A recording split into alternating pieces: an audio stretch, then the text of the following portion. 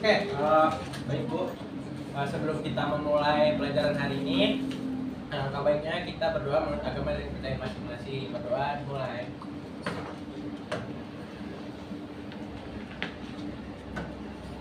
Berdoa selesai. Baik, terima kasih ketua kelas. Sama-sama Bu. Untuk hari ini apakah ada yang tidak hadir? Hadir semua Bu. Oh, baik, terima kasih.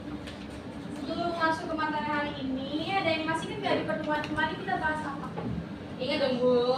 Boleh adalah.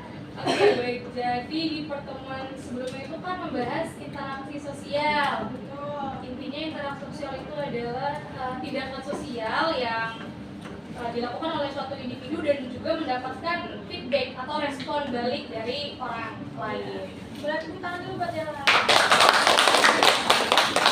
Betul sekali. Jadi, interaksi sosial itu adalah proses komunikasi dan pertukaran informasi antara individu dengan kelompok. Interaksi sosial ini adalah bagian terpenting dari kehidupan di mana kita memainkan peran dan kunci sebagai untuk membangun solidaritas dan mempengaruhi perilaku individu dan kelompok. Melalui interaksi sosial ini, kita dapat membangun identitas sosial, memperluas pengetahuan dan pemahaman tentang dunia di sekitar kita. Untuk melanjutkan materi hari ini, kita akan membahas tentang identitas sosial. Ada yang tahu nggak sih identitas sosial itu apa? Bu, saya mau coba jawab. Saya kayak waktu Indonesia mau coba jawab. Jadi itu identitas adalah ciri-ciri atau jati diri bisa dibilang itu sebagai tanda-tanda yang melekat pada seseorang atau sesuatu yang berguna untuk membedakannya dengan sesuatu yang lain. Baik, terima kasih. Ulangan dulu buat Kayla. Betul banget apa yang dibilang Kayla. Jadi, identitas sosial adalah sebuah cerminan diri atau karakter seseorang yang sudah melekat pada diri individu. Jadi, identitas ini merupakan penghubung antar individu dan masyarakat melalui proses komunikasi interaksi sosial. Identitas ini dibagi menjadi 3 bentuk, yakni identitas diri atau identitas pribadi, identitas sosial, serta identitas budaya. Nah, identitas sosial merupakan konsep diri seseorang sebagai anggota sebuah kelompok. Identitas ini diperoleh melalui proses pencarian dalam jangka waktu lama dan timbul dari keanggotaannya dalam kelompok kebudayaan. Identitas sosial ini adalah bagian dari konsep individu yang terbentuk karena kesadaran individu yang menjadi anggota kelompok sosial. Adapun hal ini mencakup nilai dan emosi yang melekat pada diri seseorang sebagai anggota kelompok. Identitas sosial ini dapat membantu seseorang individu untuk mengenali di mana mereka berasal lewat cara berpikir dan tindakannya.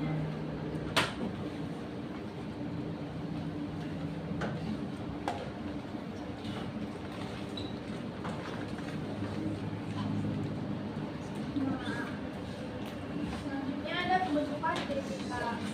Sebagaimana yang disampaikan oleh Stuart Hall, pembentukan identitas dapat dilihat dalam 2 cara pandang, yaitu identitas sebagai wujud atau identity as diri dan identitas sebagai proses menjadi atau identity as becoming. Identitas ini dalam perspektif pertama ditempatkan sebagai ciri-ciri yang terbentuk. Identitas semacam ini diterima sebagai sesuatu yang tidak perlu dipertanyakan lagi oleh para penggunanya. Ciri-ciri ini melekat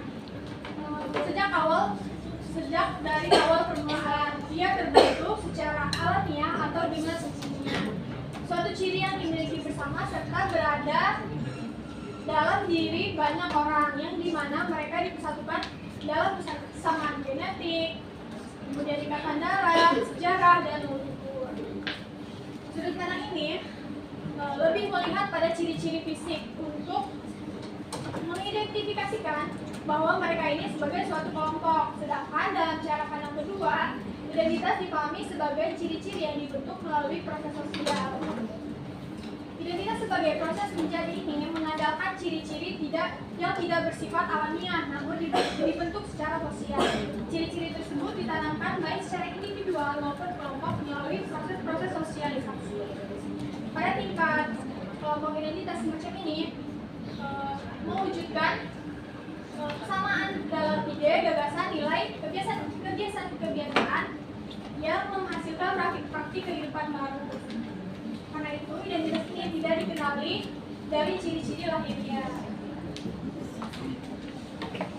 Nah, selanjutnya ada beberapa faktor yang mempengaruhi pembentukan identitas seseorang. Yang pertama ada keluarga. Keluarga ini merupakan lingkungan pertama di mana kita dibesarkan. Nilai-nilai, kekayaan, dan tradisi keluarga dapat mempengaruhi cara kita melihat diri kita dari dunia sekitar kita. Kemudian, faktor yang kedua yaitu teman dan lingkungan sosial. Interaksi dengan teman sebaya, sekolah, dan lingkungan sosial juga berperan penting dalam pembentukan identitas. Pengalaman dan hubungan dengan orang lain dapat membentuk pandangan kita tentang diri sendiri dan membantu kita menemukan minat dan bakat.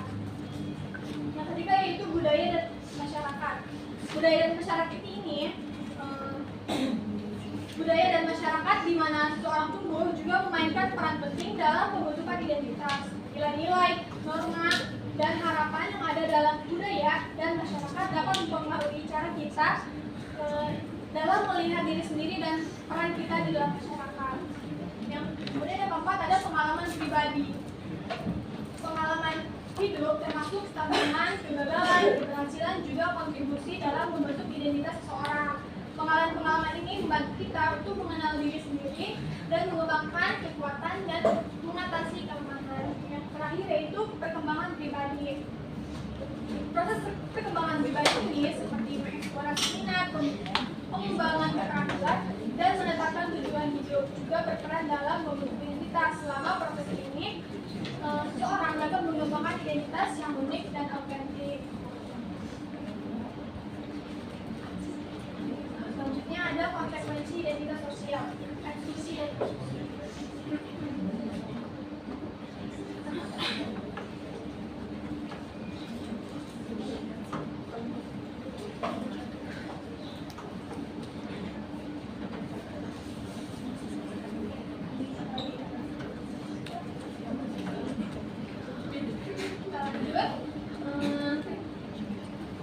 pernah nggak sih kita pikir kenapa bisa terjadi konflik-konflik? Biasanya konflik antar konflik apa sih yang sering kita temuin? Konflik antar pertemanan, Bu. Terus? Tawuran. Ya, betul. Ya, bisa tawuran. Di kalangan pelajar seringkali kita menyaksikan tawuran atau sekolah. Nah, konflik ini juga dapat berupa tawuran perkelahian massa antar supporter bola hingga konflik paling sensitif yakni konflik berbasis sara.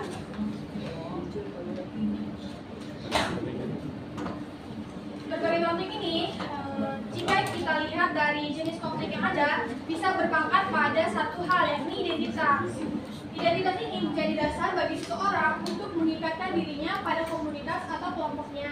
Ikatan tersebut memunculkan kedekatan dengan orang-orang yang memiliki kesamaan identitas. Kelompok juga membuka diri bagi individu-individu yang memiliki kesamaan identitas.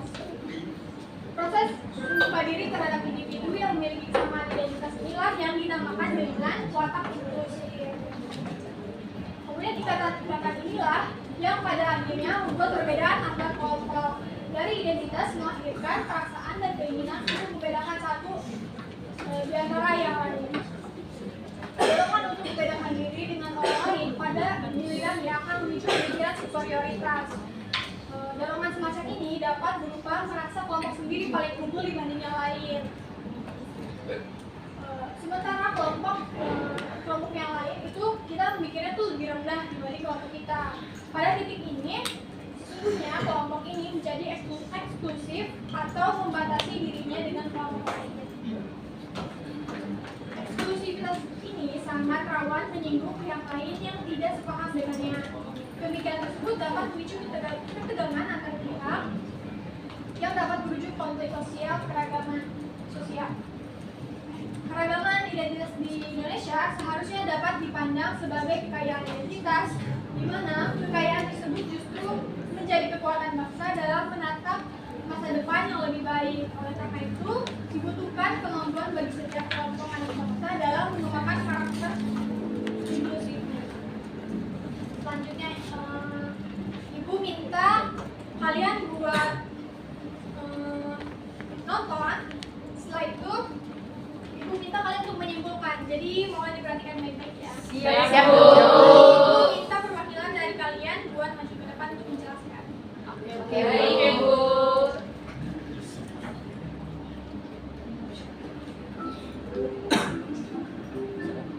Halo, selamat datang di seri video pendidikan kecakapan hidup. Kali ini kita akan membahas tentang identitas diri. Yuk kita simak dulu kisah berikut ini. Manuel sedang memperhatikan Eko, jago basket di sekolahnya. Ia sangat dikagumi oleh siswa-siswi lain. Manuel lalu memperhatikan Sari, YouTuber populer di sekolahnya. Sari juga banyak pengagumnya. Lalu, Manuel juga memperhatikan Sylvia, cewek tunarungu yang merupakan siswi teladan di sekolahnya. Ia sangat pandai matematika, IPA, IPS, bahasa Inggris, hingga bahasa Indonesia. Saya ini bisa apa? Siapa yang suka sama saya ya? Tahukah kamu, tidak ada orang yang persis sama di dunia ini. Kembar siam pun memiliki banyak perbedaan. Setiap manusia dilahirkan dengan kepribadian, keunggulan, serta kelemahan masing-masing. Karena itu, prestasi masing-masing orang bisa berbeda, sesuai dengan kepribadian, keunggulan, serta kelemahan masing-masing individu tersebut. Namun begitu, membandingkan diri adalah hal yang wajar.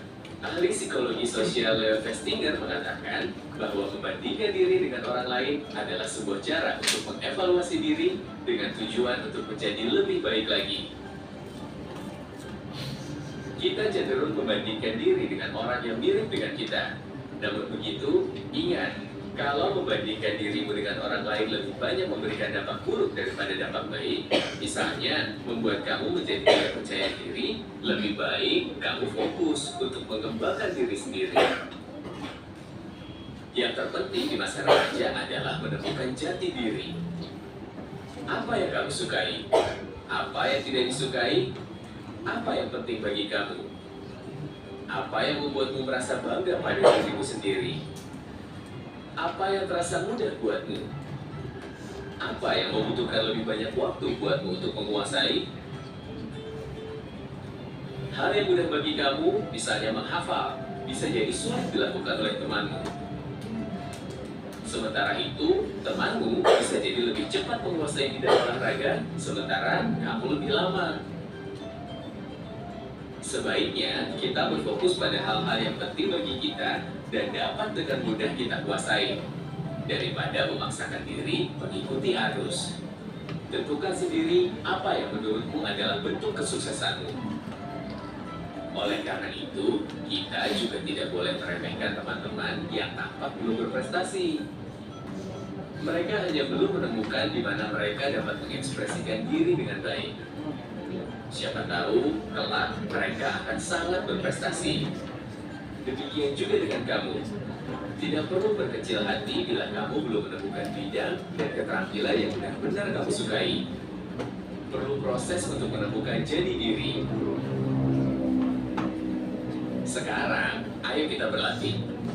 Dalam kelompok, kalian akan saling menanyakan dan bercerita apa yang kamu sukai, apa yang kamu tidak sukai, apa yang kamu rasa mudah melakukan, misalnya keterampilan atau kemampuan lainnya, apa yang terasa sangat sulit kamu lakukan. Dari semua jawaban di atas, kira-kira hal apa saja yang bisa kamu terus tekuni dan cocok dengan dirimu?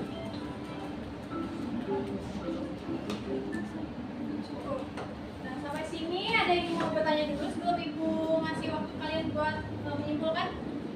Tidak. Cukup, Bu. Iya. Ya, boleh tanya, Bu. Kan tadi video itu kan ngomong gitu loh, Bu. Gimana sih cara identitas sosial itu mempengaruhi cara kita berinteraksi dengan orang lain? Oke, utang dulu berarti ya. Jadi, identitas sosial ini dapat mempengaruhi kita dari sisi preferensi sosial terhadap kita dalam memilih teman, mitra atau kelompok sosial. Kita cenderung merasa lebih nyaman dan tertarik untuk berinteraksi dengan orang-orang yang memiliki identitas sosial yang mirip dengan kita. Misalnya individu dengan identitas etnis yang sama mungkin akan merasa lebih dekat dan mendukung satu sama lain. Jadi sudah paham? Setelah ini ibu kasih waktu kalian buat menyimpulkan. Nanti ibu bakal tunjuk salah satu dari kalian buat maju ke depan ya. Baik.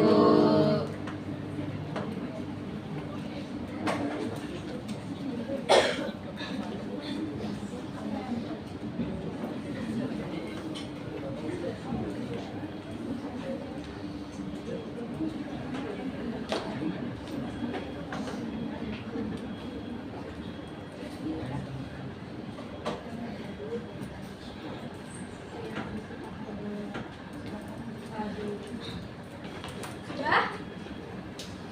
Sudah? Sudah, oke. Ibu mau tunjuk Kaila sama Naufal. Kaila sama Naufal boleh maju ke depan buat menyimpulkan.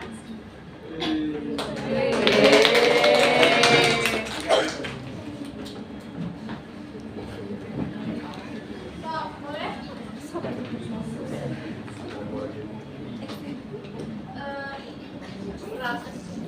Pertama, nama saya Kaila Putraisha.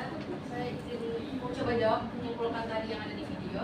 Menurut saya pada masa-masa remaja itu biasanya anak remaja itu masih suka ikut-ikutan, dia masih belum punya jati dirinya. Nah, di masa remaja itu biasanya para remaja mulai mencari jati dirinya. Mereka biasanya suka ikut-ikut temennya, kayak menyesuaikan lah dia tuh di mana. Nah, terkadang tuh remaja juga suka karena lihat pergaulan dia sama teman-temannya dia ini, mereka tuh suka kayak membanding-bandingkan diri dia dengan teman-temannya, kayak ya kok mereka pintar banget ya, gua kok enggak gitu. Misalkan kok mereka cantik banget ya, kok gua enggak. Mereka tuh suka membanding-bandingkan dirinya sama orang lain, padahal secara tidak sadar sebenarnya dia juga unggul, cuma dia tuh belum mengeksplor jauh tentang dirinya aja. Nah, oleh karena itu di sini kan dijelasin kalau menemukan jati diri itu sangat penting. Makanya remaja selain membandingkan dirinya dengan orang lain, juga merefleksikan bagaimana dirinya sendiri. Nah, dengan merefleksikan itu dia akan menemukan dirinya itu kayak apa, dia unggul di mana. Nah, kan terus tadi sempat dijelasin ya, kayak misalkan dia nanya tuh aku suka di mana ya, aku bagus di mana ya. Itu tuh termasuk salah satu contoh merefleksikan diri untuk menemukan keunggulan diri pada remaja. Kira-kira tadi itu kurang lebihnya mohon maaf ya. Jadi mencari identitas diri itu penting karena dapat membantu kita untuk memahami siapa kita sebenarnya. Lalu apa yang kita inginkan dan bagaimana kita berinteraksi dengan di dunia sekitar kita. Oke, saya izin mengambil jawaban dari Kaila tadi. Jadi alasan kenapa mencari jati diri itu penting karena yang pertama dalam hal pengambilan keputusan mengetahui jati diri kita itu sangat penting karena dengan kita mengenal diri kita bisa tahu apa yang kita butuhkan dan apa yang bisa membantu kita ke depannya. Terus yang kedua, kalau dalam hal pengembangan karir, mengenai diri sendiri itu bisa membantu kita menemukan minat dan bakat kita, jadi kita nggak salah milih karir.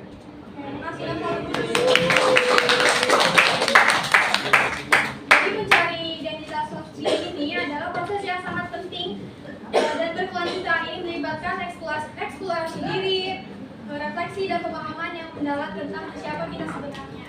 Karena jam pelajaran itu sudah mau habis, kita cukupkan. Kepada ketua kelas boleh dipimpin.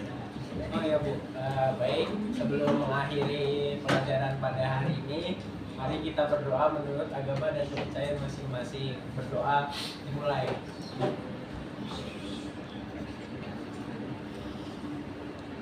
Doa selesai. Terima kasih, Bu.